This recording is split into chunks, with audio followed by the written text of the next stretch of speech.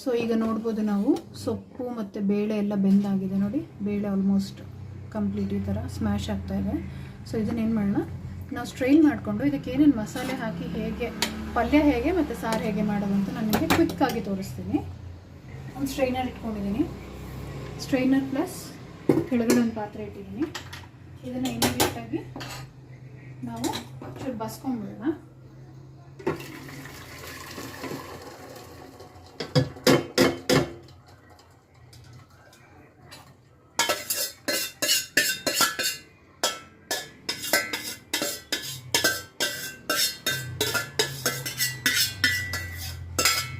So ಈಗ ಸೊಪ್ಪು ಮತ್ತು ಬೇಳೆ ನೋಡ್ಬೋದು ನೀವು ಈ ಥರ ಉದ್ರುದ್ರಾಗಿ ಆಗಿದೆ ಅಂತ.